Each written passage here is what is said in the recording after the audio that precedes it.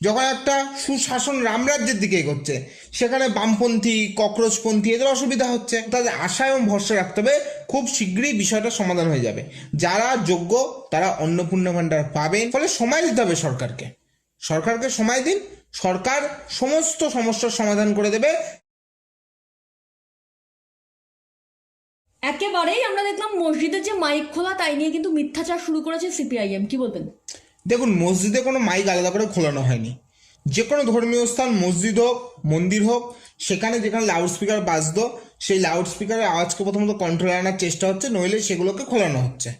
এখানে আলাদা করে কোনো মসজিদের মাইক খুলে দেওয়া হচ্ছে, আজান বন্ধ করে দেওয়া হচ্ছে, এই যে মিথ্যাচারগুলো সিপিআইএম করছে, অর্ধশিক্ষিত লোকেরা অশিক্ষিত লোকেরা করছে, এগুলো ওদের কালচার।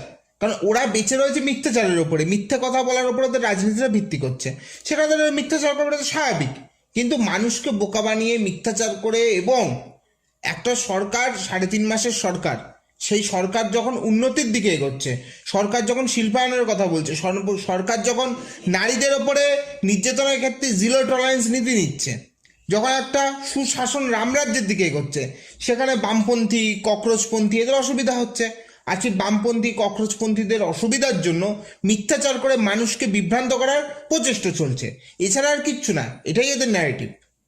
একেবারেই আমরা দেখছি যে এই যে অন্নপূর্ণা ভান্ডার চালু হয়েছিল, এই অন্নপূর্ণা ভান্ডারের টাকা কিন্তু ইতিমধ্যেই মানুষের অ্যাকাউন্টে ঢোকা বন্ধ হয়েছে, এবং শুভেন্দু অধিকারী বলেছেন যে 17 তারিখ থেকে টাকা ঢুকবে। তবে বিরোধীরা এই বিষয়কে কিন্তু সামনে রেখে বারবার বলছে 1,500 টাকা পাচ্ছিলেন, কিন্তু এখন থেকে সেটাও পাবেন না।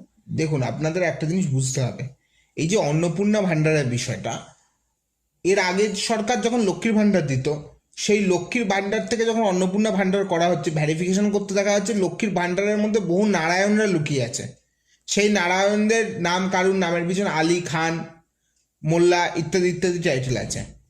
এই আলী খান মোল্লাদের তো বাদ দিতে হচ্ছে সেই লক্ষ্মীর ভাণ্ডার থেকে যখন অন্নপূর্ণা ভাণ্ডার হচ্ছে।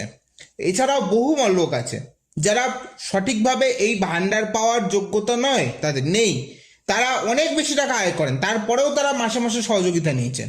সেগুলোকে বাদ দিয়ে যারা যোগ্য মানুষ, যারা প্রকৃতপক্ষে প্রান্তিক মানুষ, যারা অন্নপূর্ণা ভাণ্ডারের 3,000 টাকা পাওয়ার যোগ্য, সেই ঝাড়াই বাছাই করতে, চাল থেকে কাকড় বাছাই করতে একটু সময় লাগছে। তার জন্য আমরা মানুষ হয়তো অনেক ক্ষেত্রে অধৈর্য হয়ে পড়ছেন, সাধারণ মহিলারা অধৈর্য হয়ে পড়ছেন, এটা স্বাভাবিক। কিন্তু এটাও তাদের বুঝতে হবে এবং তাদের আশা এবং ভরসা রাখতে হবে খুব শীঘ্রই বিষয়টা সমাধান হয়ে যাবে। যারা যোগ্য তারা অন্নপূর্ণা ভাণ্ডার পাবেন, কারুর নাম কাটা যাবে না, এই বিষয়টা আমি নিশ্চিত দিয়ে বলছি। পাশাপাশি এটাও বুঝতে হবে, পৌরসভাগুলো কিন্তু এখনো তৃণমূলের। ফলে যখন অন্নপূর্ণা ভাণ্ডারের ফর্ম জমা হয়েছে, প্রথম 1 মাস তো কোনো কাজই করেনি তৃণমূলের পরিচালিত পৌরসভাগুলো, ফর্ম নিয়ে ফেলে রেখেছে, জমা করেনি, ওখানেই তো 1 মাস সময় নষ্ট হলো। ফলে সময় দিতে হবে সরকারকে সময় দিন, সরকার সমস্ত সমস্যার সমাধান করে দেবে।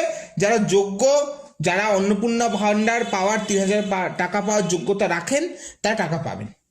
একেবারেই মহুয়া মৈত্র তিনি ডিমছোড়ায় ভয় পাচ্ছেন এবং তাকে আজকে ভৎসনা করলো সুপ্রিম কোর্ট, কি বলবেন?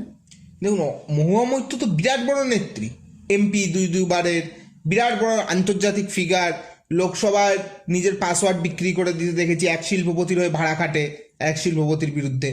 তো সেখানে দাঁড়িয়ে এই মহুয়া মৈত্র থেকে এত ভয় পেয়ে গেছে ডিমছোড়াকে যে একটা থানায় যেতে পারছে না। একটা এমপি, মেম্বার অফ পার্লামেন্ট, সে তার সংসদীয় এলাকার একটা থানায় যাবে, যেতে ভয় পাচ্ছে, সশরীরে ভার্চুয়ালি যেতে চাইছে। মানে এদের ওপরে ক্ষোভটা কোন জায়গায় দেখুন।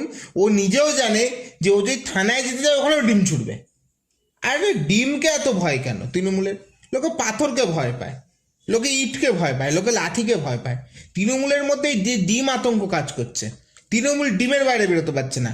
এর আগে তৃণমূল যখন ক্ষমতায় ছিল 21শে জুলাইতে ডিম ভাত খেতে দেখেছি, আর এখন নেতাদেরকে সাধারণ মানুষ ডিম মারছে। আমরা ডিম মারাকে সমর্থন করি না, কোনো হিংসাকে আমরা সমর্থন করছি না, কিন্তু আমাদের বক্তব্য তৃণমূল নেতাদের প্রতি মানুষের ক্ষোভটা এমন জায়গায়, একজন সাংসদ তার সংসদীয় এলাকার একটা থানায় সশরীরে যেতে ভয় পেয়ে সুপ্রিম কোর্টে যাচ্ছে, তাকে ভার্চুয়ালি তার শুনানি, তার সঙ্গে কথা বলতে হবে, তাকে জিজ্ঞাসাবাদ করতে হবে। সেখানে সুপ্রিম কোর্ট ভর্ৎসনা করেছে, ঠিক করেছে। কে? মহুয়া মৈত্র, হরিদাস পাল, যে সে থানায় যেতে পারবে না সশরীরে? যাক না। একেবারে অভিষেক বন্দ্যোপাধ্যায়ের বিরুদ্ধে একাধিক কেস উঠছে এবং তিনি এফআইআর খারিজের জন্য বারবার আবেদন করছেন। দেখুন, অভিষেক ব্যানার্জির নামে প্রচুর মামলা হচ্ছে এবং আরও মামলা হওয়া উচিত, কারণ অভিষেক ব্যানার্জি প্রচুর অন্যায় করেছে। অভিষেক ব্যানার্জির অন্যায়ের ইতিহাস লিখতে গেলে সেই ইতিহাস বলতে হবে শুধু 7 দিন ধরে। এত পরিমাণ মানুষের উপর অন্যায় করেছে, ক্ষমতাকে সঙ্গে নিয়ে একদিকে পিসি একদিকে পুলিশ, এই পিসি আর পুলিশ কেন্দ্রিক রাজনীতি করে যে দমন পীড়নের রাজনীতি চালিয়েছে, যেভাবে সাধারণ মানুষের উপর অত্যাচার করেছে, তোলাবাজি থেকে, খুন থেকে, গুন্ডামি থেকে, ভোট লুট থেকে শুরু করে গরু পাচার, কয়লা পাচার, বালি পাচার, চাকরি বিক্রি, এমন কোনো চুরি নেই যাতে অভিষেকের নাম নেই। সমস্ত দুর্নীতির মূল মাথা নায়ক হচ্ছে এই অভিষেক ব্যানার্জি। সেই অভিষেক ব্যানার্জির নামে তো হবেই, ওর পিএ ওর সাগরের সুমিত রায় তার নামে হয়েছে, তাকেও সিআইডি জিজ্ঞাসাবাদ করছে। তো আমরা দেখবো, আশা রাখছি আমরা প্রশাসনের ওপরে, পুলিশের ওপরে, সম্পূর্ণভাবে সিবিআই ইডির ওপরে আমাদের আস্থা আছে যে এই চোর জোচ্চোর চিটিংবাজ যে জোচ্চুরি করেছে, মানুষের ওপর যে অত্যাচার করেছে, যে ক্ষমতার ঔদ্ধত্য দেখিয়েছে, ওর সঠিক বিচার হবে। সারা বাংলার মানুষ চায় যে অভিষেকের বিচার হোক, আর বিচার হবেও, শুধু সময়ের অপেক্ষা। ধন্যবাদ।